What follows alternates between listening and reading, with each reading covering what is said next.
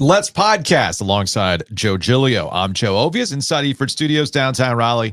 Thanks to Empire Properties and thanks to Copiers Plus. Check them out online at copiers-plus.com. I don't know if you can gift somebody a Kyocera for Christmas, but maybe you should give yourself the gift of savings, Joe, by saving money with Copiers Plus. Nicely done. Right? Look how handsome these are. This is the fine work of Copiers Plus. That is. And speaking of Empire Properties, I think they're getting ready for the Raleigh Christmas Parade, and they're doing a little display outside of Eford Studios. Okay. And I saw our guy who's in charge of a lot of the buildings, and I said, "Oh, you're putting a display. Do you have a mannequin? We could put a T-shirt on a mannequin." He's like, "No, we don't got a mannequin." Like, what about a space for a QR code? So I think we're going to get one up there for the Christmas parade. Sweet. Since we're not going to participate in the Christmas parade. Probably for the best. I wanted to participate in the Christmas parade. Probably for the best. Why can't we be in the Christmas parade? Just you and me with sandwich boards. No, isn't that the Saturday after Thanksgiving? No, it's this Saturday. Oh, it's this Saturday. Yeah. I'm not going to be here anyway. It's such a weird time. It's always the Saturday before Thanksgiving. Okay. And I'm not going to be here anyway because I'm going to be in the mountains of Roanoke, Virginia. Hockey. Unfortunately, Did you get a week off? No. Ever? No. Dude, they had an optional practice on Monday. When you drove back? When I drove back. From Michigan. From Detroit. So they had an optional practice on Monday. I asked Jacob. It's up to him. I'm like, how hey, old man. Is Jacob? 12. So I asked him, hey, man, it's optional. We're driving back. Totally get it if you don't want to go to practice. You're tired. He's like, well, what time are we going to get back? I said, well, depending on what time we get on the road, probably get back into the Triangle area around 4:30, 4:45. He's like, what time is practice again? You're not on the ice until 5:30. He goes, okay, I'll go to practice. So I left Dearborn, Michigan at 6 a.m., got my Tim Hortons and their mid coffee, and then hoofed it in 10 and a half hours and got to Wake Competition Center at 4:45. I love the random things you choose to have a jihad against. Tim Hortons coffee. You know what Tim Hortons needed? No. Needed this. It was very good. They needed the Colonel Taylor. Do you need some more, Joe? No? Today. How you feeling, by the way? After we drank copious amounts of... How much did we drink yesterday? I don't know how I made it through the hockey game is what it comes down to. Damn, we drank that much? No, we shared. Okay, that's right. Shared. Leanne had some? Leanne and some of her patrons. So yeah, no, we shared. Okay, I just want to make sure that we weren't the ones that did that. Yeah. Yeah, over at Sweetwater, he dropped by as well.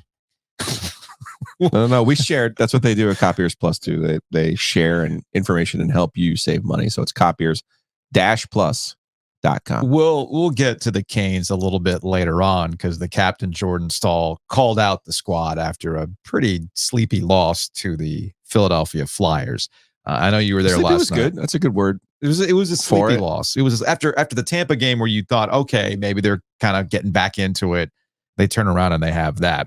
But let's start with the other professional franchise in the state of North Carolina, if you want to call them professional, the Carolina Panthers. So I spent this morning going over the Frank Reich press conference because they decided to switch the play calling duties again.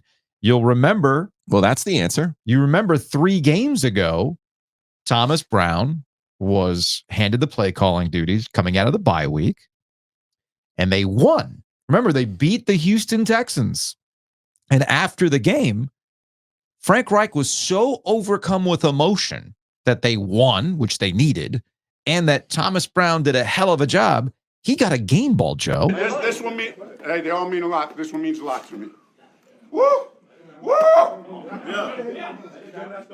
We knew he was going to be a beast when he got here. And when the game was on the line, he called the perfect series, right? Thomas Brown.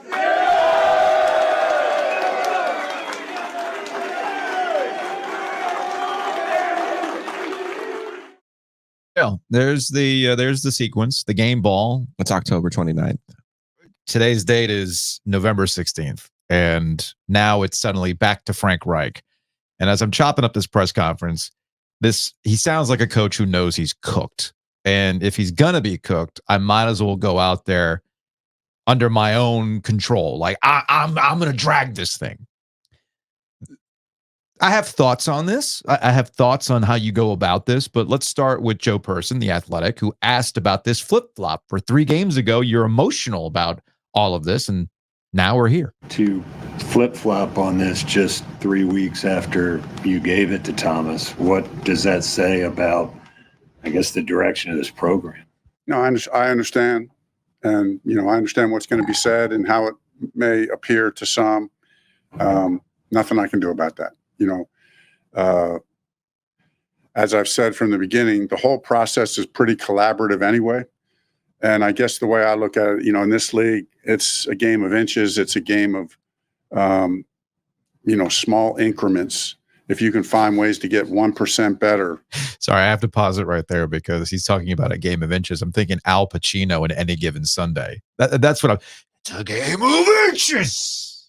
You gotta go out there. Like, come on, fight. Come on, Frank. I mean, we're going Al Pacino at this point. Here, 1% better there. And if, what if my experience, if I just won't be able to live with myself if I didn't bring every ounce of that to bear on these last 8 games. That's how I feel. I just want to, so that's where we're at. Interesting word of choice of words there. Last 8 games. Yep. Last. Think about it.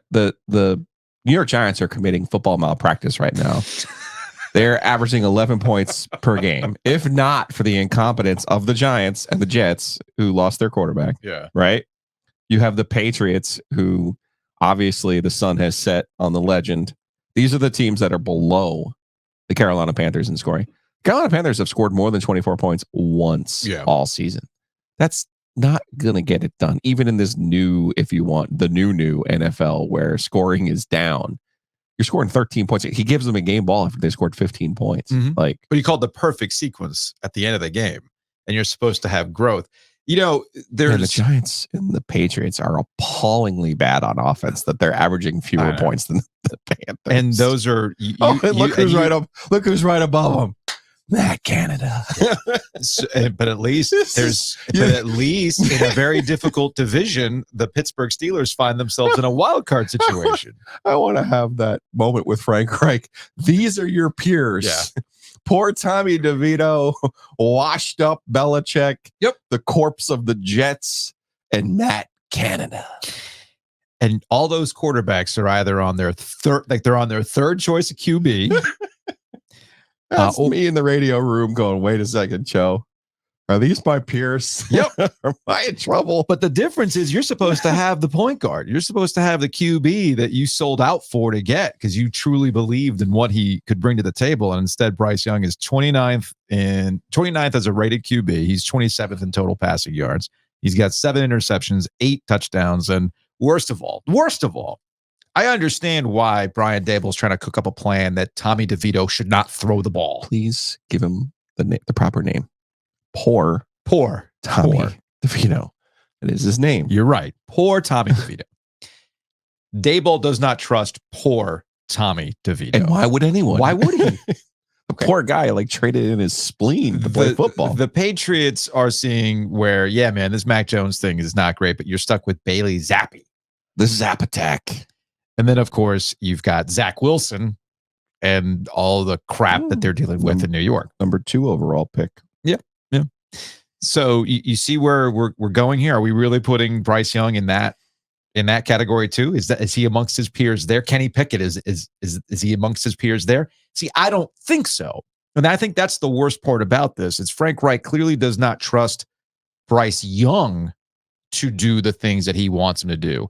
But it's much easier to get rid of your coach than it is to bail on a guy that you gave up a lot of draft picks and capital to get. And that's why I think Frank Reich's on the way out. The other reason why I think Frank Reich is on the way out, 1 year, he's committing the biggest coaching malpractice ever. And let's put this on the parent level, right? Or something. I'll put it on the level of you and me sometimes.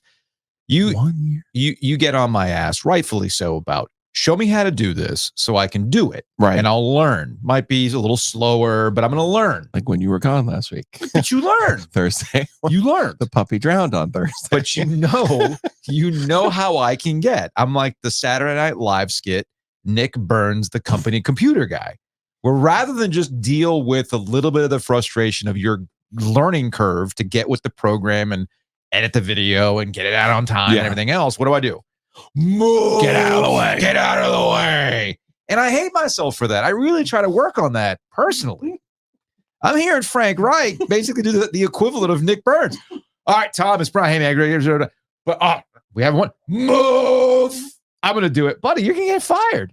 So, and man, credit to Joe Person.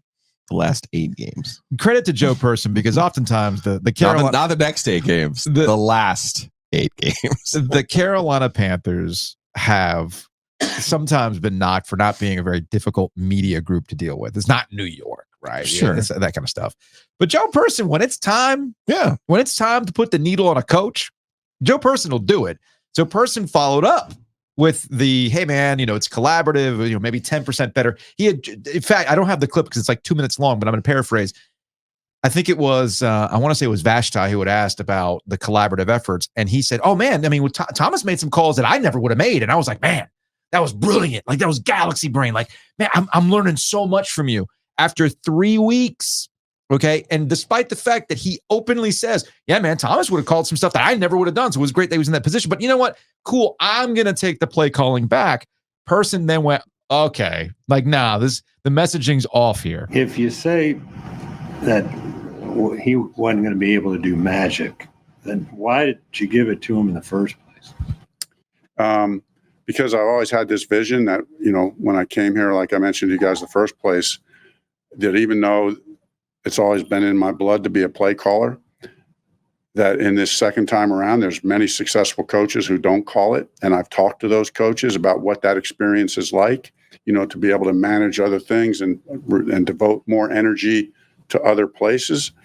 And, and I said, I need to try that. I need to try that. Mr. Tepper was on board. I told him what I was going to do, and he was on board with that. He certainly understands and appreciated that model. And as I said, I always thought it would be when it was with Thomas. I thought, hey, just because of how smart and how good he was and the impression he made on me and our staff and our players, I thought I'll do it during the bye. But before the season, I might have thought, well, might be a year, might take a year. So, yeah, that's where it's all at. It makes no sense whatsoever. When I got here, I thought it would take a year, but then I saw how awesome he was, so I wanted to do it during the bye, as if he wasn't dealing with any pressure being winless going into the bye. Takes notes, add Billy Madison clip. We are all dumber. Yes. For having listened. But that might be a copyright issue. But I actually found an even dumber clip. Mike K., Charlotte Observer. All right, Thomas Brown isn't the answer. This is going to go back to you, but did you ever consider Jim Caldwell, who's part of this very expensive coaching staff and the brain trust that everybody was bragging about in the offseason? I don't think I'm speaking out of turn when I say Jim Caldwell knows what he's doing when it comes to offense, right? Sure. Guy's pretty smart. That's why you brought him in. Did you consider Jim Caldwell? Can you clarify what Jim's role is? So that's Mike K. asking the question after Frank Reich said, nah, it wasn't really a consideration. So Mike K. hits him with the, what exactly do you do here, Jim? All right, it's a brilliant question from Mike K. Salute to Mike K. because it's a good question. Okay, so what exactly does he do? What would you say you do here? Can you clarify what Jim's role is as far as with the offense? Jim has been a tremendous asset to me personally. Be able to talk through every situation with him. He's in a lot of ways helping me oversee everything. He's sometimes he's in defensive meetings, sometimes he's in offensive meetings. And his years of experience and helping gauge and helping me gauge, what are the next steps that we need to take, just talking stuff through with him, personnel stuff, coaching stuff, everything, philosophical, offense, defense. He's, obviously a very, wise coach, and so I pick his brain a lot. So from here on out, do we want to call Jim Caldwell the Panthers Yoda? A very wise man. I go to his little hut and we discuss things and do or do not. There is no try when it comes to when it comes to play calling, or is he the director of vibes? Because that's the impression that I got from that's not what soundbite. this staff was supposed to be. No, Look, I told it's you not. the Panthers have neither hope nor do they have success. Dude. So they are in this really bad position where they desperately need a fast forward button to get out of this season. Yes, Frank, perfect words. Last, they will be your last, which is the irony of all ironies that the guy who used to be a minority owner of the Pittsburgh Steelers will now have more coaches than the Steelers have had since like 1965 in a 6-year span. Like, huh? What are we doing? Well, what did you learn in Pittsburgh? Like, as much as I hate them for not firing Matt Canada, like, when a man's got a code, you got to live by a code, man. No, I don't think he learned anything in Pittsburgh other than it'd be cool. I know what he learned. I know what he learned. The defensive got to play the 3-4 scheme. Got to play the 3-4 scheme. Doesn't matter what you have up front. You got to play that. He's running everything like a distressed asset right now. And at this point, maybe he'll flip the Panthers as a distressed asset and make more money off the Carolina Panthers. Speaking of the Teppers, I pulled up the wrong one here. Hold on a second. Let me pull up the right tweet from Mike K, Charlotte Observer. He had pointed out Panthers GM Scott Fitterer, assistant general manager Dan Morgan, head coach Frank Reich, senior defensive assistant Dom Capers. I forgot about Dom Capers, him in his Lego hat, and many others, including Nicole Tepper, watched offensive line versus defensive line drills at practice. It was extremely apparent that this was a focus for the team leadership today on the practice field as the offensive line continues to be a problem. Now, because Mike mentioned Nicole Tepper, how do you think that went over on social media? I mean, probably not great. No. Remember a couple weeks ago when we had Kyle Bailey on from WFNZ, and I wanted to eject from the conversation as we got around Nicole Tepper because I said, hey, man, this can really slip into sexism if you're not careful. So Kyle texted me yesterday with that tweet. And I went, what I tried to tell you a few weeks ago. So I went on his show and I did what I love to do on WFNZ, and that is throw a Molotov cocktail in a radio sense and then walk away like Disaster Girl watching the house burn and the text messages fire up. Because I called out the weirdos that are obsessed with Nicole Tepper being around the team, as though that's the reason why the Carolina Panthers are in the situation they're in. She's the problem. What? I'm sorry. I'm like, there's a woman around here. Oh, hell no. Hell no. As I mentioned, they have like NASA Jerry would never allow such things. Well, it's funny you mentioned that. It's funny you mentioned Jerry Richardson because, with Jerry Richardson, women are here to wear jeans on Friday. Okay? Like, come on, y'all. As I made the joke to Bailey, like this text line that's all blowing up is sponsored by a low T clinic. Well, a lot of these guys in the text messages need to go visit because you are exhibiting big, low T energy, freaking out about Nicole Tepper. I mean, my goodness. It's like the antithesis of big dick energy.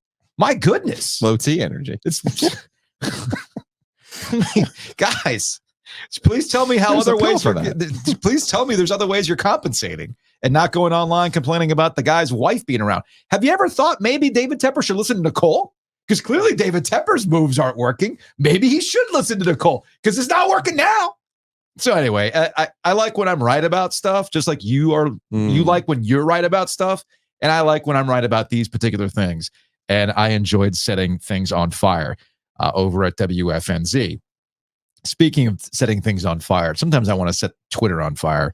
Because you sent me this thing from Cortland Sutton posting a Russell Wilson apology form on Instagram. To Russell Wilson from dates. Reason for behavior. The media convinced me that Russ was the problem, not Hackett. I only looked at advanced statistics and analytics. I don't know jack shit about football. I didn't actually watch the games last season. I'm a Seahawks fan, and I'm a Geno Smith supporter. Your apology to Russell Wilson should be louder than the disrespect you gave him last year. What? I love sports, man. I love sports. This so had me much. thinking, like, why is Cortland Sutton getting all chesty all of a sudden? Maybe it's because like the Broncos are doing something. And while they've won 3 games in a row, when you look at the AFC West standings, well, look at that. They're in last place. Oh, so that's awesome, man. Like that's awesome. In Buffalo, do you think they're eventually going to apologize to the coaching staff when Josh Allen continues to be the problem in Buffalo and not Ken Dorsey, the play caller? I mean, I don't think Ken Dorsey's cooking up interceptions and boneheaded plays. All I don't right. think he's cooking that up. Could we have a existential question Yeah. for you? Yeah. You realize Josh Allen is Cam Newton. Yes. Why? But Cam you Newton's better. love Cam Newton. Cam Newton's better. Why do you hate Josh Allen so Cam much? Newton is better than Josh Allen. Cam Newton has had Josh a better Allen- career Josh at Allen- his height than Josh Allen. I Josh agree. Allen wishes he was Cam Newton. He's No, he's he Cam would need Newton to- in the dollar store No, sense. he would need to repeat what he did 2 years ago over and over and over again. Yes, I agree. He's off-brand Cam Newton. And Cam Newton, for all his faults, But I'm just saying, didn't do this. You love Cam Newton. Yeah. Like something fierce. Yeah.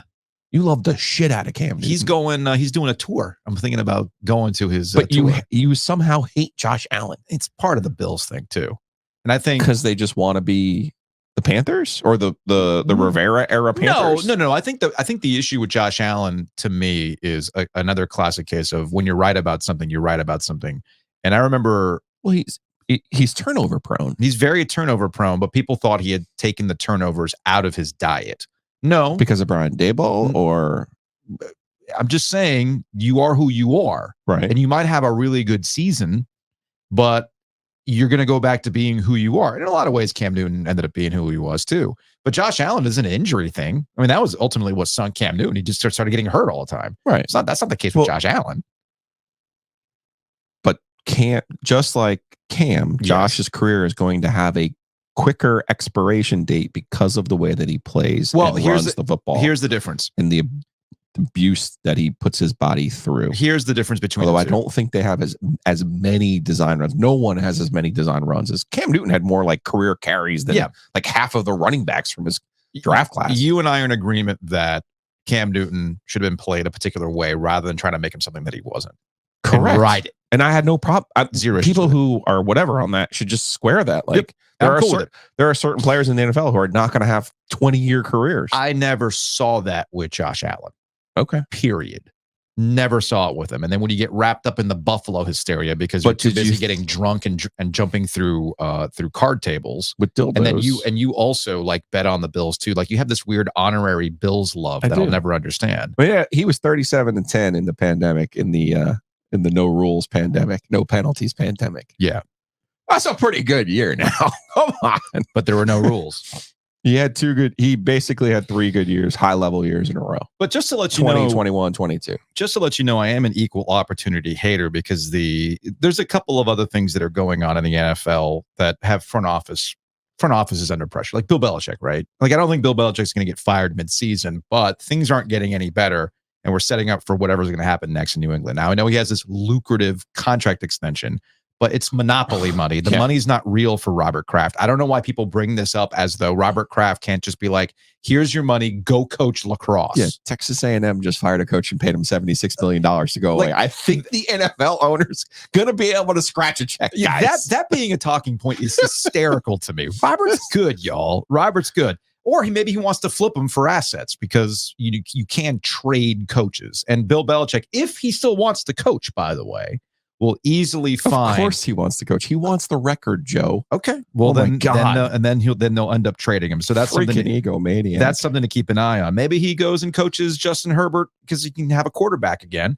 He goes to the Chargers because the Chargers are like on the way out of the playoff picture. And remember, they've got the chosen one in Justin Herbert, and they can't get out of their own way. Most recently losing to the Detroit Lions at the end of the game with a field goal. And then the most fascinating, this is where I become equal opportunity hater.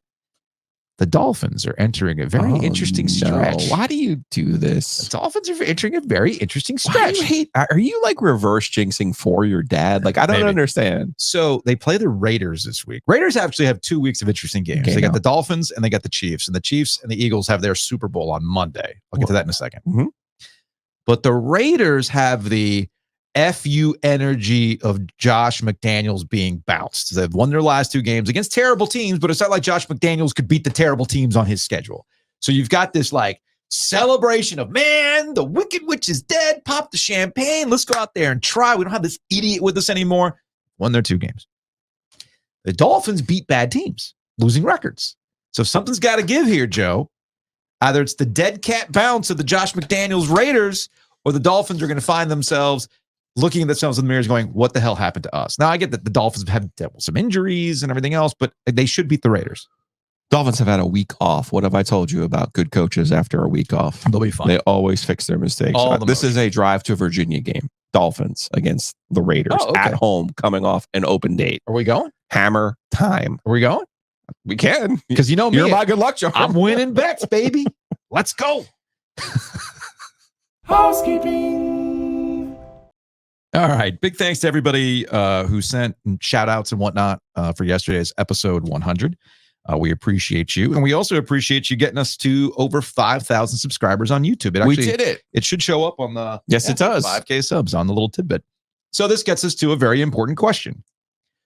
Would you rather celebrate 5,000 subscribers with a 1991 Duke Blue Coca-Cola? It's a Coke that's dyed blue in a bottle. Or if I can secure it, we try to reverse the Panthers' fortunes by cracking open a Super Bowl 50 Bud Light. Super Bowl 50 or the one from over at Nice Price, the original OG? No. A Super Bowl 50 Carolina Panthers, because things haven't been the same since they got beat by the Denver Broncos. Why is there a Super Bowl 50 Bud Light? Yes, I will absolutely drink the Super Bowl 50 Bud Light. All right. Hopefully I can secure one, a full one. Why would there be a partial one? No, because people collect the cans. So what they do is they bottom empty the cans and they keep the top whole. It's very interesting. I've learned a lot in my search for old sodas and old beer. A lot of people will bottom empty these cans for display purposes. So like they punch 2 holes in the bottom, drain out all the liquid, and then they have it on display. I've found all sorts of Super Bowl 50 Bud Light cans that are drained. But I do have one super fan connect that, Joe, are you kicking the camera, bro? Not on purpose. Jeez, Joe. What kind of Mickey Mouse organization are we running here? Yeah, don't answer that. Regardless, I think I found one. All the bourbon that's on display at Graffiti can be consumed for a low price. Not from Super Bowl. Well, maybe. Well, maybe they that's got a good one thing from bourbon. Maybe they do. Right? You want to age they it? do. So anyway, head on over to Graffiti in downtown Cary to watch all the football this weekend. And on Tuesdays, they do break even night. So you can find bourbon like this Colonel Taylor at cost. Good stuff at cost. And of course, on Sundays, they have all sorts of beer and bourbon specials. So again, we thank Graffiti. They also have a lot of theme nights coming up. DJ Decades in the house. There's like a boy band night that's coming up. I think there's a Christmas party that's coming up too. So head on over to Graffiti and check out more information from them. Also, big thanks to Mosquito Authority for sponsoring Ovia's and Gilio. Check them out, bugsbite.com. It's getting cold. We're away from mosquito season, but that doesn't mean the bugs stop. Bugs, no days off for bugs, man. No days off for the moisture under your house. No days off for those mice. So do yourself a favor. Go to bugsbite.com. Hayes Lancaster is the OG. Does not believe in contracts. So you're not going to be locked into anything, but he does believe in saving you money. You will see all sorts of coupons. All you got to do is go to bugsbite.com.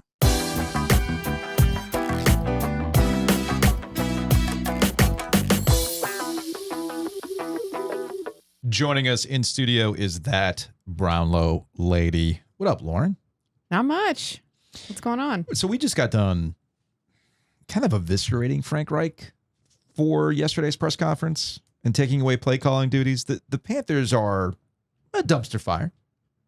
A dumpster fire. She's like, it's early, Joe. Why are you starting me, Joe? No, it's fine. Because I know how to push your buttons. And you know that I'm like right now in a current mode of I cannot stand them. Like I actively loathe them right now. Are you? I was going to say, is this a Jimmy Clausen era? Well, no, loathing. Jimmy, you know what? To be fair to Jimmy, right? When he was drafted, I was mad at the team, yes, but I also didn't like him before. Yeah. Like I did not like him like so you as had a no guy hope. And as a player. So gotcha. I took a lot out on him. There's really no scapegoat except for David Tepper for me right now. I was of the opinion, because you and I have known each other for a long time, and you always say, this team hates me.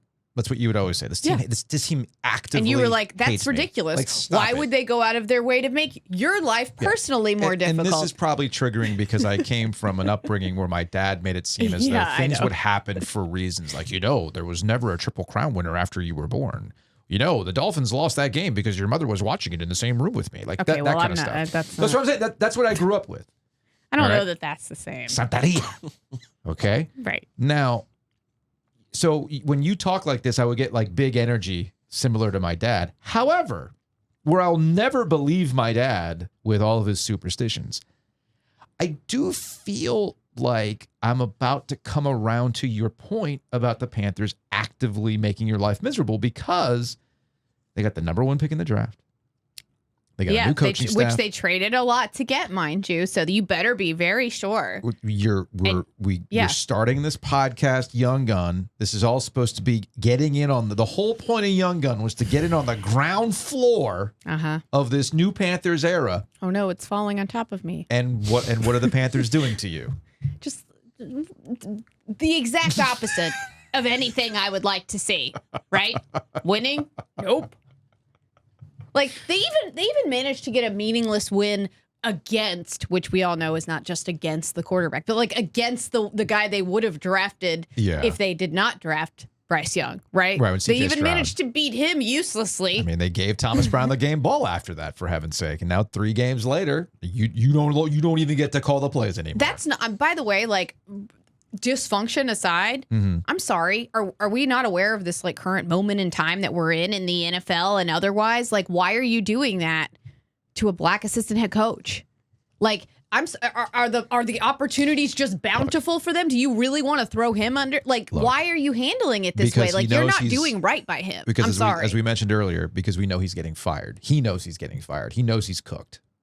So that's why honestly, like the biggest mystery to me was how they managed to hire a man with NFL coaching experience that manages to look on a game day specifically as incompetent as Matt Rule did, if not worse at times.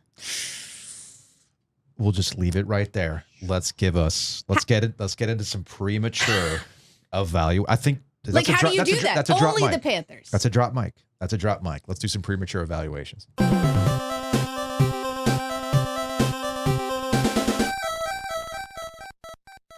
Do you have a premature evaluation for the Dallas Cowboys and Panthers, though? Blood everywhere. All right, let's go ahead and start with the actual game. Virginia Tech versus NC State.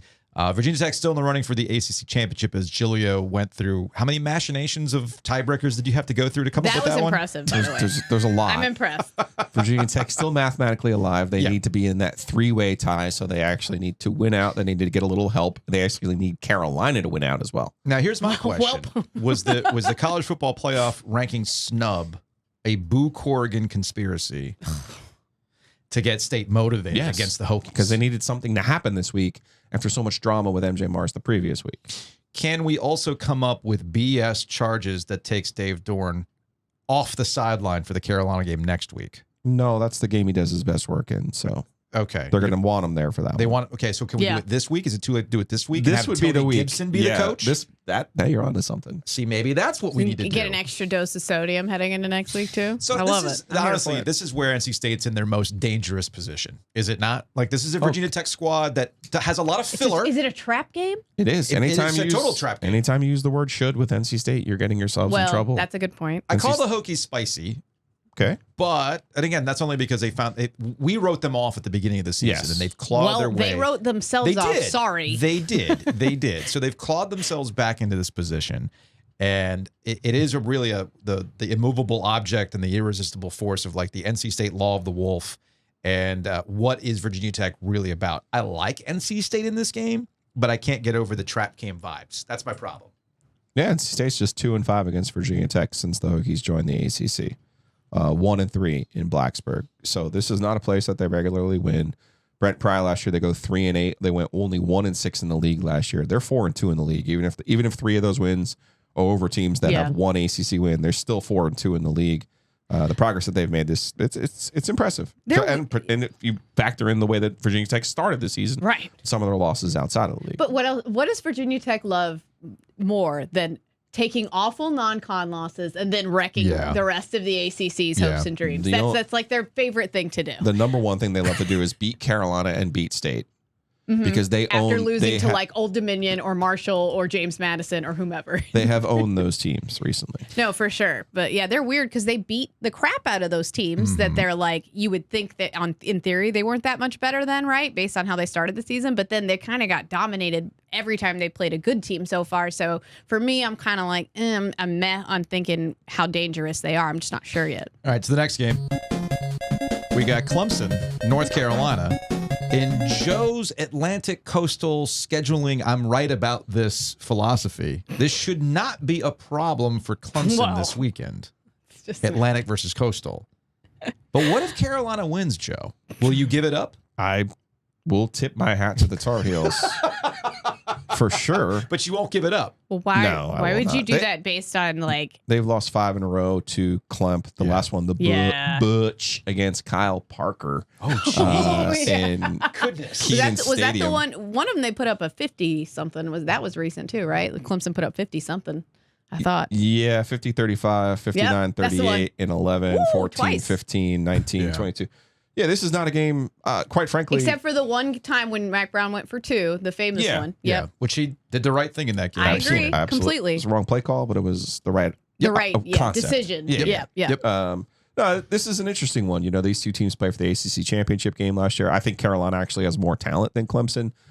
Offensively, for sure. Dabo and Dave are like brothers from another mother. They have the same, like, let's win in just the most awkward way. And then they have like Dave's like the younger brother who like he's like bitter that like the parents preferred the good old boy Dabo. And then they both like come up with like completely convoluted ways to like motivate their players, right? Like Dave after the bye was like, we're going to be the best 5-0 ACC team. And it's like, what are you talking about? Like, and now Dabo, I'm sure, is like buying stock. I'm sure Dabo is boy. like, this is a rematch of the ACC championship game. Dabo's So if gonna we win have this, we're still ACC champions. Like, And he's gonna like have them fired. I am convinced he's gonna have them super fired up for this one because like to prove something, right? Like every week now, I feel like for Dabo and Clemson just feels like we have something to prove week, which like maybe they should have tried that earlier. The if Tar that was Heels- so effective, I don't know. The Tar Heels Just are spitballing. very predictable at this point. The Tar Heels are what they are. Yes.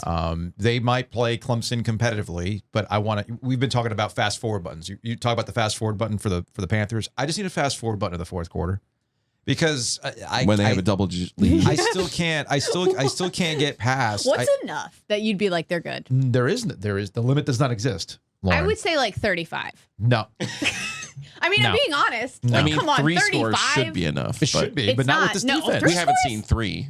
We've Yeah. seen 2. Well, We haven't seen 3 yet. have I we thought not? they were up by 3 scores in the Georgia Tech game. Yeah. No, well, but not it in the was second 10. half. Both of it them was were 10. Oh, okay. Yeah. Okay. Yeah, okay. not in the second half. Gotcha. They were up gotcha. 14. I think was their biggest lead in that I mean, game. there's been nothing out of since this stretch and the way they've been playing the fourth quarter. They were fortunate to beat Duke. I don't want to relitigate because I wasn't here Monday. I know you guys covered it with should it have been a reviewed catch or not? You know, what about the extra man downfield, the 3-yard buffer and everything else? Whatever. Yeah. I'm not going to get too worked up about those things anymore. They are what they are. But the Tar Heels are fortunate to not be entering this game on a 3-game losing streak. Well, I'm sorry, 3 ACC game losing streak because the Campbell game was in there, but that taught us nothing. Right. I don't trust the Tar Heels. I don't trust them against this Clemson team. Clemson's coming into this game having kind of found an identity as Right. they've gone down the stretch. Obviously, defense is always going to be the thing, but they're running the ball a hell of a lot better. Will Shipley should be healthier, even though Phil This Maffa is a coming Phil up. Maffa game. Yeah. Yeah, this Maffa. is a Maffa game. This my prediction actually is my only prediction no matter who wins is that Cade Klubnik's going to go out there and look like a Heisman winner again. Oh boy. Yeah. Carolina's playing the long game with Cade Klubnik. The rest of the ACC should be sending them thank you notes. Just putting it out there. I feel like Duke keeps coming off these emotional losses, and how do they bounce back? And this is a tricky game for the Blue Devils against Virginia. This is hard. That's their nemesis too. It like is. they never beat Virginia inexplicably. Like there are just some teams. I wrote about this actually earlier this year for the message. There are some teams that just have your number for no particular reason, and Virginia has always been that team for Duke. Like Daniel Jones used to throw like 6 interceptions a game against. I think like a third of his career interceptions or something came against them. I'm not even kidding. Yeah. Wheels are falling off for Duke. Yeah. Let's see how they recover. When they lost to Notre Dame, they played State, but they had some time off before that game. This is a tough spot because I do think Virginia is a live team. You know, the way, especially when Calandria plays. I like him better than Musket. This is a tough spot, but and you got the distraction with Mike Elko in terms of whether he comes out to his players or not and says to them, "Hey, man, I'm not leaving you. I'm here." Yeah. Like, I don't know what that messaging He will should be. just make a statement like Dion. Yeah. My wife is and here. by My the way, mother's Dion, here. I get my nobody, mail here. Nobody was saying you were going there, by the way, Dion. Like, where did that come from? Well, I saw some people floating that, but that would have never happened. I You're think right. I think Dion used the Texas A&M situation to put himself back in a positive light. Like, I might not be getting it done right now at Colorado. Like, everybody said, like, hey, cool, nice start. You've been a fun story in September, but let's see when you get into the meat of your schedule how things play out. I think Dion's using the Texas A&M thing to go, hey, you might think I got exposed, but I'm still wanted. I feel like coaches need to find a new thing to convince fans they're actually staying. Like, I just started a bathroom remodel. Yeah. You know, like, I'm not going anywhere. This is going to take months. I'll say this, that your messaging with your players matters Yeah. in these situations. For sure. I'm convinced to this day that I got blocked on Twitter by Buzz Williams when he was still at Virginia Tech. Oh, sure. Because he didn't come out and say, like, either I'm going to Texas A&M or I'm staying at Virginia Tech.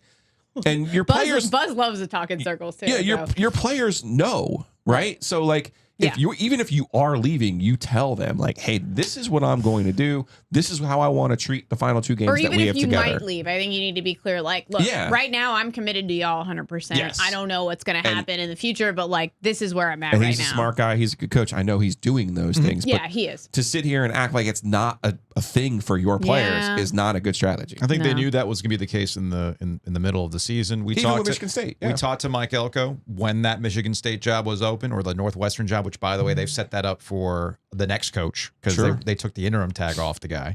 So that shows you where they are right now in their process. But we talked to Mike Elko at earlier in the year about those things, and I think the way he messaged it to us is probably the same way he's messaging it to the players. And I don't think it's going to be an issue, but I could be wrong about that one. Speaking of messaging, I love that Mario Cristobal has to, like, tell his team, no, I've got this all figured out with the quarterback and everything else. Oh. Well, if Mario Cristobal projects nothing else, it's an air of knowing exactly what he's doing at all times. Oh, at all times. No, he always seems to be making a face to me as if he like just walked into a room by accident and doesn't know where he's actually supposed to be. So he doesn't project a lot of confidence in general. I put way too much time into figuring out tiebreakers in ACC for the ACC championship game. That since I already did the work, that guarantees that Louisville will win this game, so that the work will be all for naught. You Probably. said exactly what I had thought of when I was putting the video up on YouTube, and people were like, "Joe, I need that broken out. Like, explain that to me again." It's not going to matter, guys. No, Miami emptied the tank. Yes. Like, it's done. Yeah, it's done for them. And I'll be curious to see what Mario Cristobal has cooked up in this offseason, because I'm guessing there's going to be some changes. And we'll close on this. Speaking of sad, Notre Dame, Wake Forest, man. Oh, poor Deeks, man. Dukes are down bad. They don't deserve this. And now you have Sam Hartman coming to the place and reminding you the good times. Listen, It's rough. Shout out to Wake fans, because y'all have handled this great. I have not seen much, if any, bitterness towards Sam Hartman. Understandably so, right? of I course guess, not. but fan bases are going to fan base sometimes. Yes. And they've handled it really well, even as they've struggled. And I did shout out Dave Clawson on Monday, I believe, for taking ownership of like the way of his team struggles. Like, you just don't see that with a lot of coaches. Like, to take it all on him and just be like, this is on me. I respect that. That's why I've always liked Dave. Notre Dame closing out the season with their traditional ACC rivals, Clemson, Wake Forest, I like that. and Stanford next week. Of course. Yes. Just We'll close on that. Oh, we boy. will not see you next Thursday, Brownlow. right. It's It's Thanksgiving. Thanksgiving. So Yeah. happy Thanksgiving. Happy Thanksgiving. My Chuckamano. Happy Thanksgiving. And we will see you. That will be more Christmasified the next time we see you. It's acceptable then. Yes. Let's go.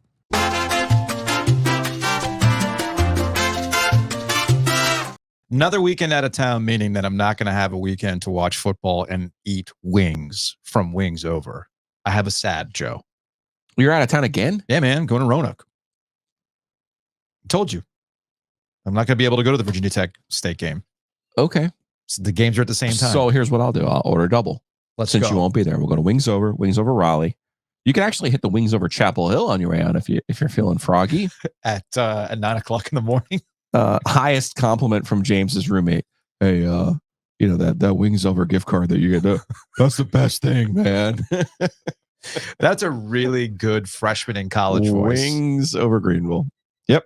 Raleigh, Greenville, Chapel Hill, Ryan Malley's crew's got you covered. Best wings in town. Our wings are better than yours. Yeah, people had a good time with the OG tailgate, and we've been asked the question, are you going to do it again? And the answer to that is yes. Spring. You want to? I want to identify a Sunday afternoon game. You want to do a little weekend action? I want to do a little weekend action. Okay. Yeah, I think like a Sunday 5:00 game in the winter. Here's what I was thinking was a Thursday. Can we bring a solo stove out there? Yeah, I was thinking like a Thursday since we don't have to work on Friday. We don't have to work the next day because I was struggling a little bit. But I still have to take the kids to school. So let's try. Well, that would also work on Sunday too. Not your answer. So maybe we do a Saturday. Okay. I mean, I'm not opposed to hanging out at a tailgate. Yeah, we want to bring the mulkey too. So we'd have to go park like in a proper tailgating spot. And that works. We'll make it work. Yeah, I think we should make that work. So if you've been asking about the next Wings Over OG tailgate, we're thinking of something. We got something cooked up. And speaking of tailgating, head on over to Breeze Through, get yourself some gas station beers, buy yourself a gas station beers hat, which is over there in the box, which I'll use for props. I'll get that next time. Regardless, Breeze Through gets it done. Speaking of out in Chapel Hill, you can go to that Breeze Through. You can go to the Breeze Through just outside NC State or Carter Finley Stadium, PNC Arena. There's a Breeze Through in Cary. Those are my 3 Breeze Throughs. Just look for the 76 and you'll find them. Our friends at Breeze Through. Snacks, drinks, gas, hats. I mean, what don't they do at this point? Love it. And coffee. That's the most important thing. Your coffee. My favorite. You need today because it's dark too much roast. Colonel Taylor. Put a little Colonel Taylor in that coffee. No. Come on, man. Let's go. Speaking of the Colonel Taylor, you can probably find something that goes well with that bourbon at Butcher's Market. More importantly, at Butcher's Market, Thanksgiving is next week. You want to take some complexity out. You want to make life easier for you on Thanksgiving. Go get sides. Go get appetizers to entertain. They've got all of that at Butcher's Market. I had a vibe yesterday at the home base, Butcher's Market. First of all, the home base is not going to be the home base much longer. They're opening up a new spot on Lake Boone Trail in the parking lot there off of Lake Boone Trail. Looking forward to that. No, I went and I hung out with Kenneth yesterday. I got one of those Ponysaurus stouts. Oh, yeah. Those are nice. Sat out front, just kind of chilled, drank that. I got sausage. I got ground beef for my lasagna next week. That's what I did. I went and picked up some food because Wednesday, I'm going to do some pre-Thanksgiving stuff. Wednesday is up there as one of my favorite days of the year. It's up there with the first Thursday of the NCAA tournament to me. Yes. All the prep, but do some lasagna, hang out with some friends, drink a couple beers. There's usually a decent basketball game on too. You know what I'm going to do on Wednesday? I mean, we're not working, so that's awesome. I'm going to start putting up Christmas lights. Okay, that's fair. Wednesday's fine. I'm okay with this.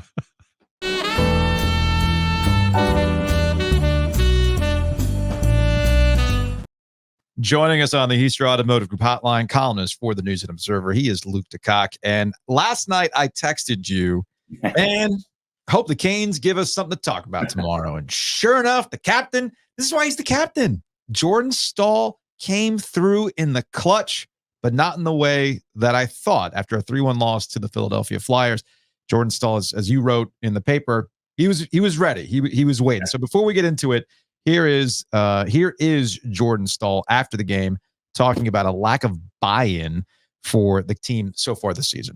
As a group, this doesn't look like we've completely bought into how we want to do things, and it's gonna look like that. It's gonna be a 500 club that kind of wins some games and just kind of ho hum, and then it's starting to get a little frustrating, and we're gonna need to have everyone. I gotta be better. Our line's gotta be better. We gotta contribute from everyone, and it's got to start soon.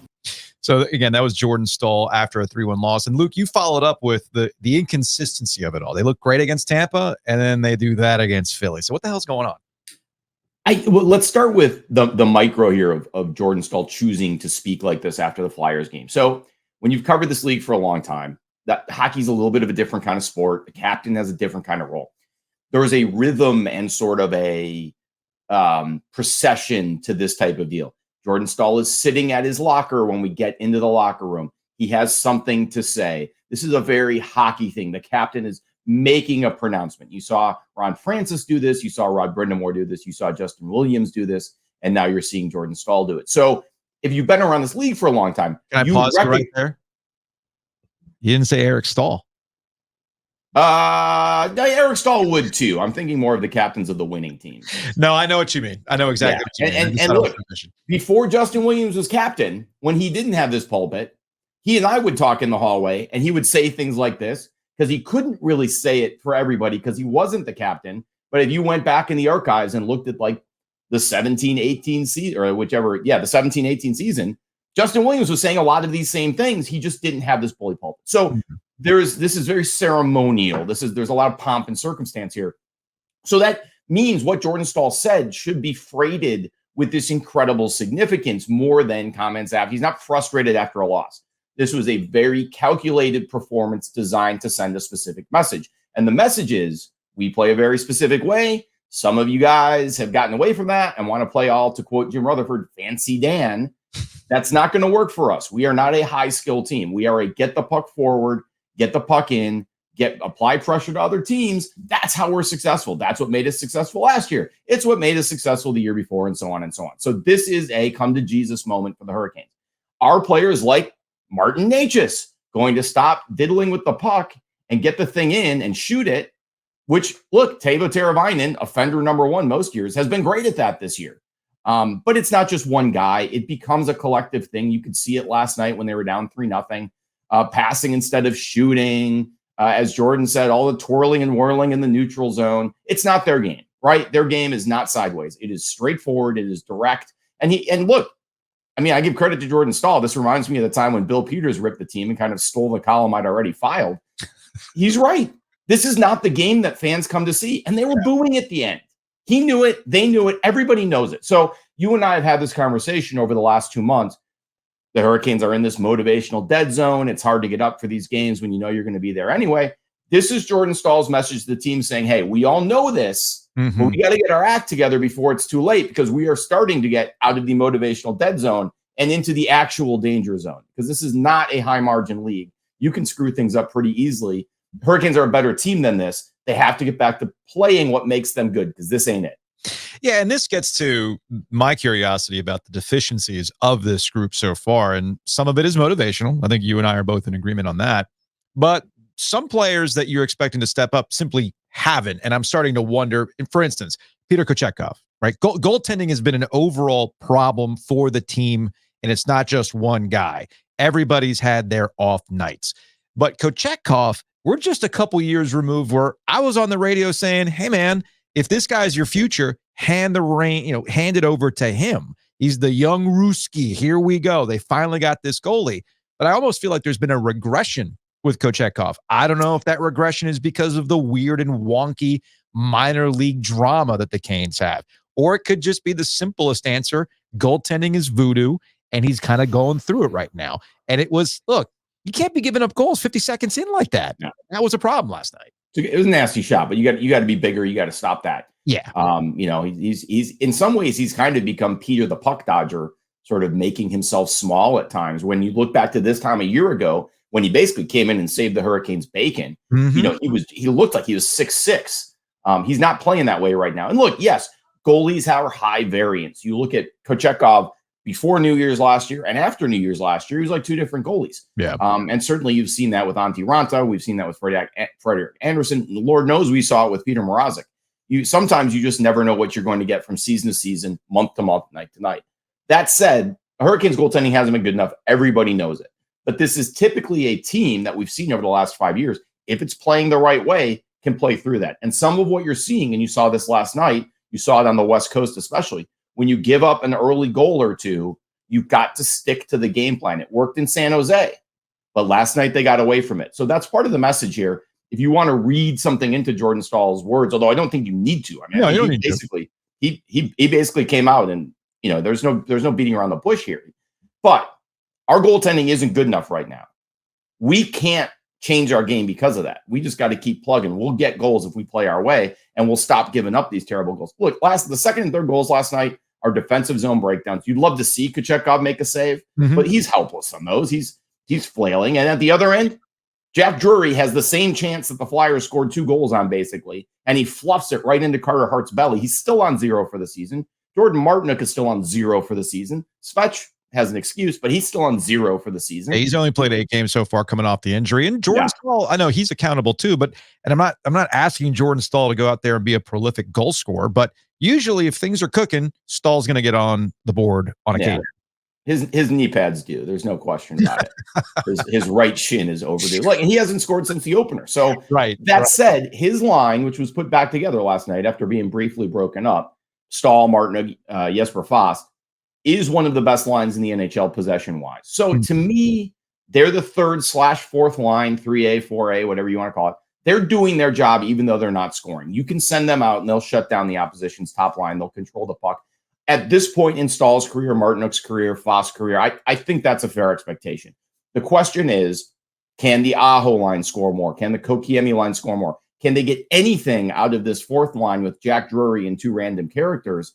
That to me is emerging actually as one of the biggest weaknesses of the season is you don't have that 4th line you had last year with Derek Stepan and Paul Stastny that was giving you goals. This 4th line is not helping you. And when you throw in the issues with the 3rd pairing, because Rod Brind'Amour is going to play Tony DeAngelo over Jalen Chatfield because God told him to or something, that's going to continue to be an issue. That line was on the ice for 2 goals last night, or that pairing, was on the ice for 2 goals last night. And I really believe that Jalen Chatfield is a better fit with Dmitry Orlov than Tony DeAngelo, but Tony's got to play for some reason. Tony's got to play, but can Tony get traded? I know I was out of town and kind of out of pocket for a little bit, but are there Tony DeAngelo trade rumors? Are there trade rumors? Yeah, no, there were. The Hurricanes were talking very seriously about a deal with the Minnesota Wild for Kalen Addison, who's a young sort of offensive defenseman who had trouble finding a role in Minnesota. San Jose stepped in and made a better offer. And there's not a lot of interest in Tony DeAngelo otherwise. So I think right now the Hurricanes are going to let Tony sit. He knows that, that Elliot Friedman talked about it on the hockey night. He knows that deal was out there being talked about. Does that light a fire under his butt and get him playing better in his own end? Is he capable of playing better in his own end? The flip side is he made 2 terrific plays last night. One that led to a goal, one that should have led to a goal. He's kind of doing his thing. He's going to be good in one end and not so great in the other.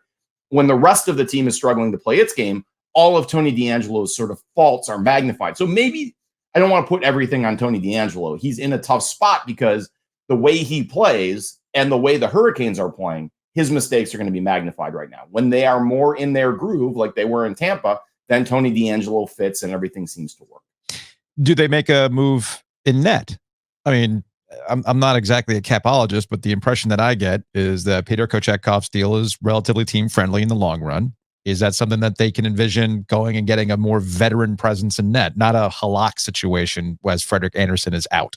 Yeah. No, I don't think so at this point. That may be something that they look at closer to the trade deadline if goaltending remains a concern. And I think they still feel pretty good about a healthy Frederik Andersen and Antti Ranta when he's not forced to play 2 out of every 3 games. Yeah.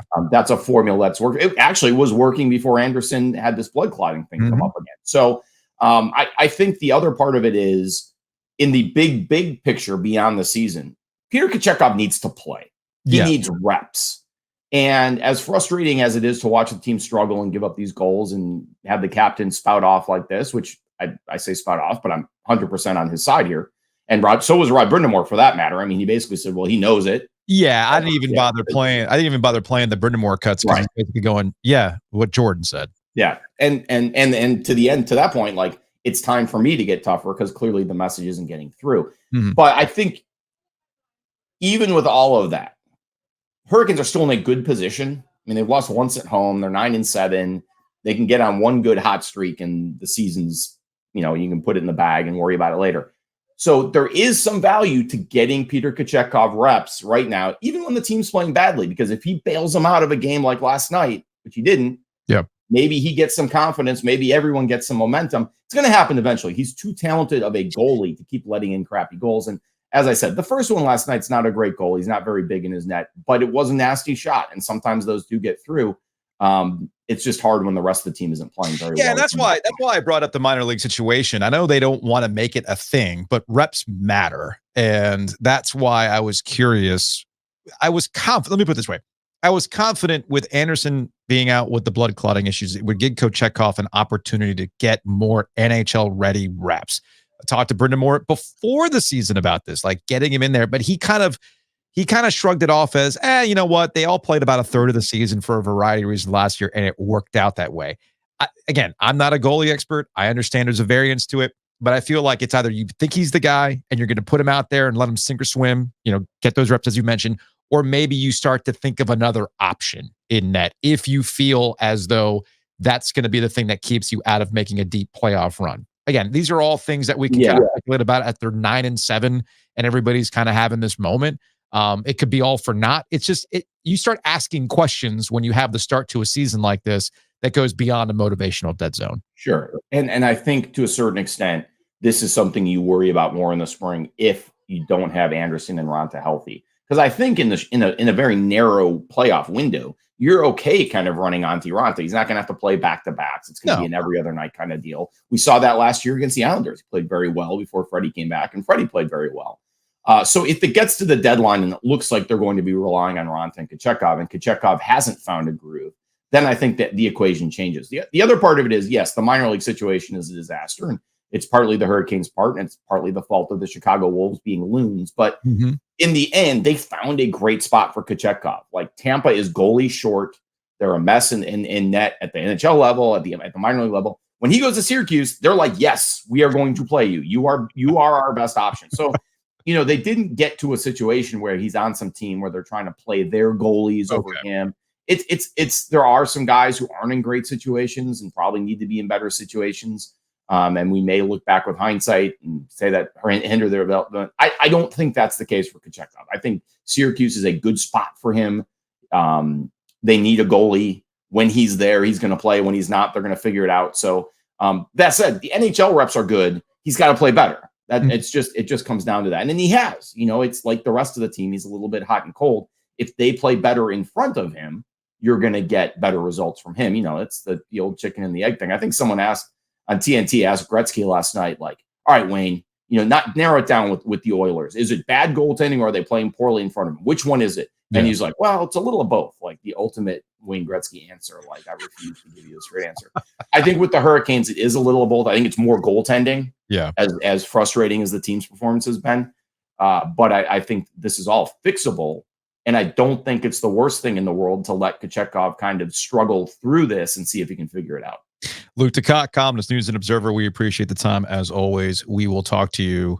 My guess is we'll talk to you after Thanksgiving as we'll see. I mean, it's going to be the interesting Dave Doran, Mac Brown fest.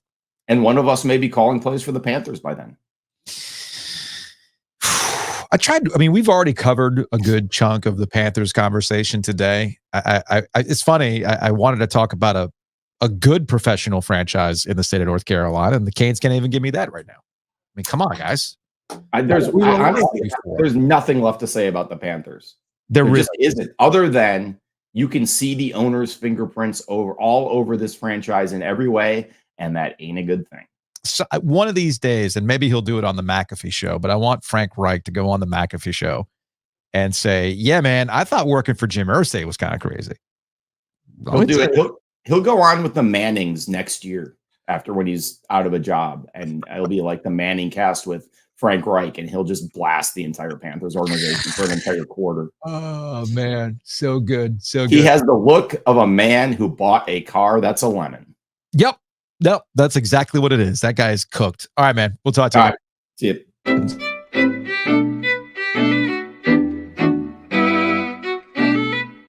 Big thanks to Hometown Realty for sponsoring Ovias and Giglio. Check them out online at myhtr.com. We keep bringing up Thanksgiving on this podcast because it is next week. It's almost like I'm doing it to remind myself that Thanksgiving is next week.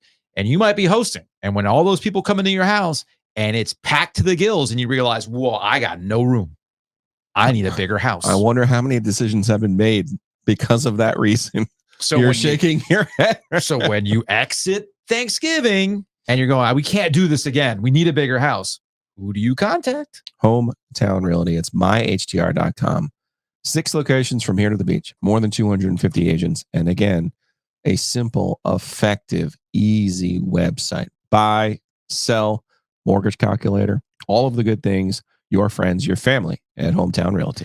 And if you got to take that thing to closing, Whitaker and Hamer can handle that. Perhaps you've had a traffic violation. They can help you with that. That is what Whitaker and Hamer does. Attorneys and counselors at law. Check them out online at wh.lawyer. Thankfully, you can still drive, Joe. I can. If but you couldn't drive, we have something for that too. Well, you know what? I can drive, but you know what I don't want to do the day before Thanksgiving? What's that? Go pick up any relatives at the airport. Yes. Here's what you do. Go to sleek-fleet.com. Check out Tyler and Sleek Fleet, because you need an airport run, you need an arena run, you need a stadium run. Maybe you're going out downtown. Maybe you want to go get that delicious pizza downtown at an Oakwood Pizza Box, but you don't want to find a parking spot. You don't want to get a parking ticket. These are all things you can take out of your hands and put into Tyler's. It's sleek-fleet.com, or you can call them 919-335-8840. That's 919-335-8840. Just as it says on the screen, if you're watching on the YouTubes, ditch your average ride share. Ride in style, ride in luxury, and ride with a peace of mind knowing, hey, man, we're not stopping somewhere. It's you, and you're the priority. So go to sleek-fleet.com.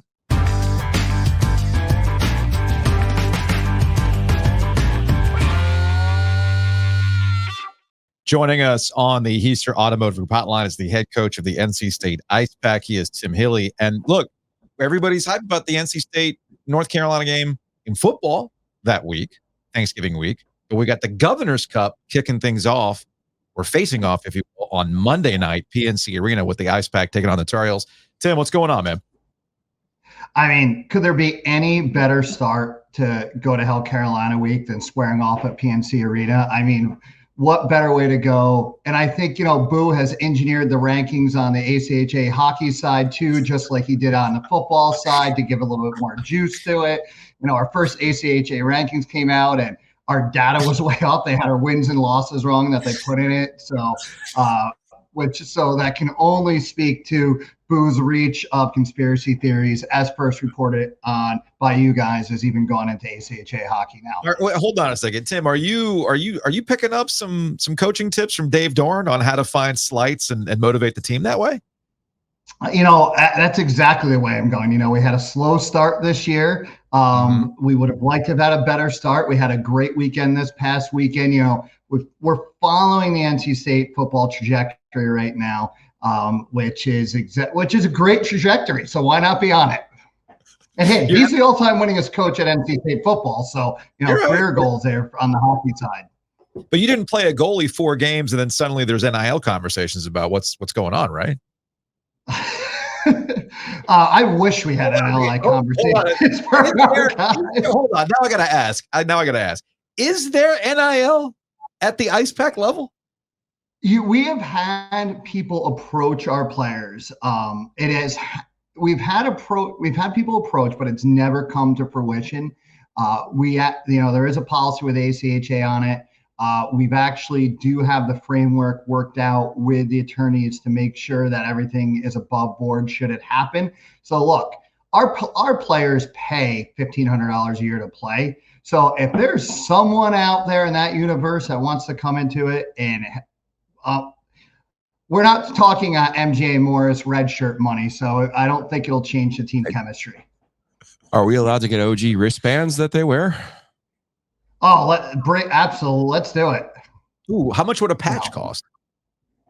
So we actually do have a sponsor on. Yeah. So we're there. How much is it? I'd rather not say, but it was significant publicly. It was a significant chunk of change. The guys from CM Red, which is a concrete engineering firm, they're NC State grads. They do a lot of sponsoring at Carter Finley. So, if you guys want to come on, we can talk a deal there, or maybe a combo deal with Copiers Plus and you guys too. All right, I like where your head's at with this. I'm thinking helmet sticker. You're gonna have to beat Maryland though, dude. Come on. Well, it's playing Friday night for Maryland. Come on. That game was actually maddening. We actually outshot them about, I think, 34-11. It was, their winning goal, we literally blocked the shot and it went right back to their guy. It was one of the most maddening games I've ever been a part of. Hockey can be a fickle mistress. Yeah, I've pointed that out to my son Jacob, that you say fickle mistress, I just put it down on 12-year-old terms. Hockey's stupid. sometimes. It's just straight up stupid. The puck is going to bounce a very strange way. So let's talk about the growth. This is what I love talking. This is why I bring you on oftentimes, just kind of get a check-in as to where the growth is for other hockey outside of the Carolina Hurricanes. So I know that the Stadium Series game earlier this year was a huge lift for the awareness of what's going on locally. So how have you seen year to year for games like this at PNC Arena, which is general admission? You go to Ticketmaster.com for Monday night and get your tickets.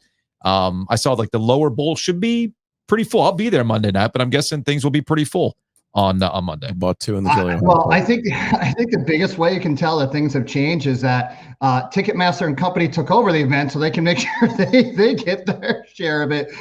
From the price structure is entirely different for us now because it's not two teams kind of squaring off. To be frank, this event that used to cost us about $10,000 to $12,000 is now going to cost the programs about $32,000. So those ticket sales are really important right now. So that's and we're both schools that we're primarily self-funded. I think I can speak for Carolina and us that I think about 3% of our budget comes from the university itself. Okay. So I guess we need those ticket sales, and we need to turn a profit on this event. And ticket sales are actually running well ahead of what they were at this time last year, which is fantastic. And that speaks to your growth of it. I think we'll probably have the most paid adults that we've had come in through it, which means we'll have the most NC State fans there, because as we know in these things, one thing I've learned in these events is that the UNC Walmart fan is a real thing. They love taking to X or Twitterverse, but actually showing up for their team is a whole other, that's too much for them, right? They can go on Twitter or X or whatever we're calling it these days and make comments, but to actually get into a car and go support someone that isn't basketball and football when they're occasionally playing well, it's just too much for them. So I would really love it. I think both programs would love it if UNC fans would put down Twitter for just a little bit and actually buy a ticket and come out to a game, because the shame of it is UNC's gotten a lot better. They're a well-coached team by Adam, and they deserve some more blue fans in those stands than they traditionally get. So, UNC players, I'm even shelling out for you and trying to get some fans there for you, because you've improved a lot the last couple of years, and you deserve it too. NC State fans, we know who you are. We know you show out for everything, and we can't wait to see you there in Raucous on Monday night. Do you have much of the same players from last year, Tim? The guys who got the chance to play at Carter Finley Stadium, or is this more of a new group for you? We're actually 45% new. So it is a largely new group, and we have a small senior class too, but a great senior class of leaders. Which makes this team really exciting. I think that does go to what some of our growing pains have been earlier in the year. But yeah, and the other thing too is we're still keeping our North Carolina flavor. If you're not sure who to root for, NC State is 65% North Carolinian. UNC is 35% North Carolinian. So if you're not sure who you want to root for, but you are pro North Carolina, I just gave you your rooting interest. I ask because I would hate, and we've seen this a little bit in college football, Alabama and some other places, where people get so used to success and so used to doing something that when you do something like this, you're like, oh, so what, right? Like, I would hate for your group to not be looking forward to this event at PNC Arena, because it is very cool for both teams to be able to play at PNC. I would just hate for, like, after last year, be like, what? We're not in the stadium? We're just getting to play in an NHL building? What is this? Like, what kind of letdown is this? We went 10. Yeah, it's crazy, right? That we're talking about this now. Right? I think at the end of the day, because we lost the Governor's Cup for the first time last year, our guys are supremely motivated. So at the end of the day, they're competitors, and that in particularly the senior class, right? They were the first group that lost one. And so that's staying with them, and that's helping them keep them focused. If there's a scoreboard on, you're playing to win. If there's a trophy you're playing, you should be even playing harder to win. And when you're in front of 6,000 people, and frankly, they lost that one 3-2 last year. So, and they're the first group to do it, and they certainly don't want to do it again. So the Governor's Cup specifically is the game at PNC? Yes, it is not a serious thing. It's specifically the game at PNC. Roy Cooper will be there dropping the puck. I love Governor Cooper as the first fan of hockey in the state. I don't think everyone realizes how big of a fan he is. Unfortunately, he'll probably get the Gary Bettman treatment when he comes out to drop the puck, and he'll get booed. Which, when it comes, he should not get booed in that building. And what he has done, if you're a hockey fan, what Cooper has done for hockey and his support of it is tremendous. I hope he has changed the Tez Walker jersey on. Well, that would be funny, but never forget this is the same governor who changed COVID occupancy rules for the playoffs. Oh, yeah. To make sure that the kids home ice. All of a sudden, COVID rules got changed because, damn it, we need a full building at PNC. Hey, but they put a much better air purifier on the top of PNC to do it. Yeah. So remember, All right, Tim Healy, NC State Ice Pack coach. Next time we talk to you, I want to spend some time on, and we could do this in the off season, spend some time on my pipe dream of a municipal rink in Wake County. That would be nice. That's a high bar, but I know. But I know. I think I got spoiled. I think I got spoiled bumping around Detroit, eating Coney dogs and going to really nice high school rinks. So it was kind of neat. Yeah, it sounds like your arteries didn't get spoiled though. So. All right. Oh man, I got a Jones and I got to go back to Clues. All right, Tim. We'll talk to you later. All right, thank you guys. Appreciate it. Thanks for having me on. What's up next? What's up next? Now, speaking of the Tar Heels, Kevin Guskowitz, the chancellor at North Carolina, who we've talked to in the past about advancements in limiting concussions and concussion science in football, player safety, everything else. Apparently he's, and you know how this works, man. He's the lone candidate for the same position at Michigan State. So is he leaving? This one's unusual to me. The school, North Carolina, the school itself doesn't usually lose people like Kevin Guskowitz, but I did not realize he did not graduate from Carolina. So he's not a triple double squared Tar Heel.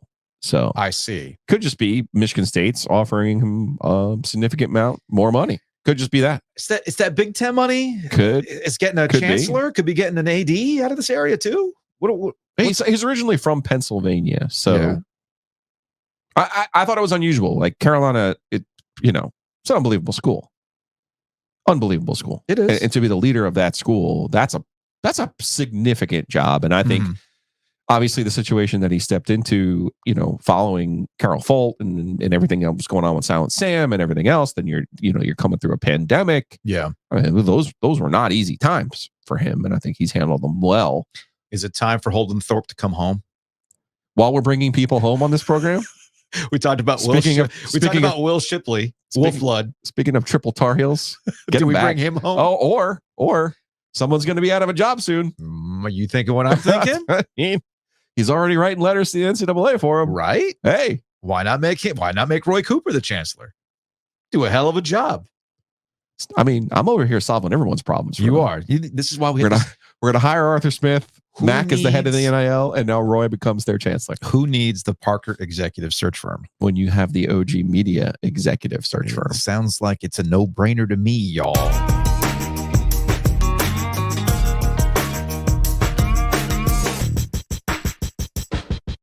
Another no-brainer is saving money with our friend Matt Davis over at State Farm. Check him out online, insuregarner.com, theoginsurance.com, or call Matt directly because there's actual humans in that office. 919-779-8277. So much a human that Matt has tickets to sporting events in the area. So this is what we're going to do. We're going to give away tickets, your choice, because Matt has them both. He has tickets to the Duke men's basketball game against Southern Indiana. It is the Friday after Thanksgiving. If you've never been to Cameron, well, let me tell you, it's an experience and one that you would like to have for yourself. So we will give you those tickets. We can do that. Or maybe you're a huge Caniac. You want to see the Canes against the Lightning that same night, the Friday after Thanksgiving. Matt has tickets to that game. Your choice.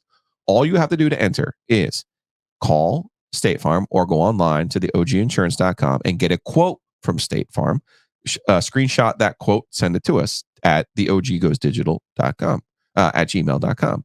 Or leave maybe you're already a State Farm customer with Matt Davis and Garner. Leave a 5-star review. Send us that review. Send it to us on Twitter if you'd like to, or on the Instagrams. All you got to do, either send us that review, 5-star review, or a quote from State Farm Insurance, and you will have a chance to win your choice of tickets to see Duke over at Cameron or the Canes against the Lightning. Also, thanks to Home Field Apparel. Check them out online, homefieldapparel.com. It is the holiday season. You're thinking about Christmas gifts. Head on over to Home Field Apparel and get some wonderful retro-inspired college gear. Use the promo code OG23 to save 15% off your first order. And then if you order enough, like I think you get invited to the super secret app club. You do. Just saying. Every jacket I look at, I'm like, man, that's so good. Everyone. I agree with you. So again, go to homefieldapparel.com/go to homefieldapparel.com and use that promo code OG23. Maybe you want to take a break from all the turkey after next week. You know a good way to do that? Get pizza. It's a good palate cleanser, pizza. Go to Oakwood Pizza Box and say hello to Anthony for us. You can order online, oakwoodpizzabox.com. They're not going to do my Thanksgiving pizza, are they? Have you talked to Anthony Lee? No, I will see Anthony today. Okay, ask him about the Thanksgiving pizza. I will not. But that's why not? I think it's a great idea. All right, so let's go into the YouTube comments. A lot of people congratulating us on 100 episodes. They're cracking open their own drinks as well. From Dave, congrats on 100. You guys are the best. Fully enjoyed the Godfrey interview. And I say that as a lifelong UNC fan and grad. Lizard and Snake Cafe reference to best spot for Mexican dinners and punk indie rock bands late at night. R.I.P. The Lizard and Snake. That's a deep pull by you. I had to. I definitely had to think hard about that one. From Suntaru. I think this platform suits you guys better than radio. Definitely makes it easier to catch the show whenever, wherever. Thanks, Shakira. Plus, we get to see your faces. I don't know about that. That's that a bug or a feature? That's one of those mileage may vary type situations. I would have bought you all around at Sawmill at the outset of all of this if I had recognized you, but I only knew you by your voices at that point. Glad to see these drinks finding y'all in a better place. That's right. We had one of our early meetings at Sawmill as to what we do next. And we had some people there buy us beers, which was, again, salute to you. Did Gilio make it to the hockey game? You did. I did. I was on AP duty last night. It's the first time I've covered a Canes loss in a minute. Yeah. Because I ended up in the Flyers locker room last night. It was a very pleasant experience. I'm not going to lie to you. I was slightly worried about John Tortorella. Yeah. Because he's infamous for some of his post-game stuff, but no issues there. We're good. Flyers win. Got some good quotes. Got out of there. Very nice. I was seriously worried. Like, well, they won. What was Torts going to do? The people get ornery, man. Yeah, that's a good point. And sometimes the players get ornery too. Like, you don't know what they got going on. Yeah, that's a good point. That's a good point. They were happy though. They won. They were on their way. Carter Hart, their goalie. Yeah. Like, if you saw that guy on the street, you'd be like, you might be like, are you like into CrossFit? Like, what are you? From Michael, enjoyed the talk with Godfrey. My head is a little clearer on that entire scandal now, though I still have my trust issues. I will agree with Godfrey on the NCAA. They have set themselves up as the school bully that runs around picking on the little guys, but won't stand up to the obvious corruption when it comes to tackling the big dogs on the porch. Is what it is. So there you go. We had a lot of reaction to the Godfrey interview. Look. He still had some coach in him. Like, he didn't want to give away too much of the game because coaches very much don't want to call everything out. But you could tell that, and I agree with the sentiment that Godfrey was ahead of his time with how things were at NC State. And had things been different with NIL and the transfer portal and everything else. I was going to say, he did so well adding transfers, and they had to wait a year to get those players. Like, think about that. Yes. Think about how well they would have done without having them. A Trevor Lacey to sit out and waste a year on the sideline. But hey, is what it is. It wasn't meant to be. This week is over. Thanks to everybody who listened. Thanks to getting us to over 100 episodes. Thanks to everybody who has subscribed on YouTube. 5,000. Enjoy your weekend. We will have a limited holiday schedule next week. Shows on just Monday and Tuesday. And by limited, I mean we're literally doing 2 shows. I know but are we going to do Saturday? We still need a game time. I don't care about the game time. I do. You are the one who cares about the game time because you very much you're like, excellent. I don't have to work. I'm like, let's work, man. Let's work. You telling me you can't be awake for an 8 o'clock game post game? Is that what you're telling me? Is that what you're telling me? We're on like episode 101 and you're coming out with knives that I don't want to work. You're the one who had 5 weeks off, sir. I was the one in other lifetimes that when you were gone those 5 weeks had to hold down the fort. That's Okay. called I took a lot of vacation Good, because yes, I got a lot I of understand vacation and all I that. couldn't carry it over. I understand all that. Noticed that But somebody over here has been burning it at every end. You've noticed that I have not taken as many days since we've started this. wonder Okay. why. Just because I don't get PTO. So I've lost Joe. We'll see you Monday. We'll come up with a better plan for what to do for that State Carolina game when we know a game time then.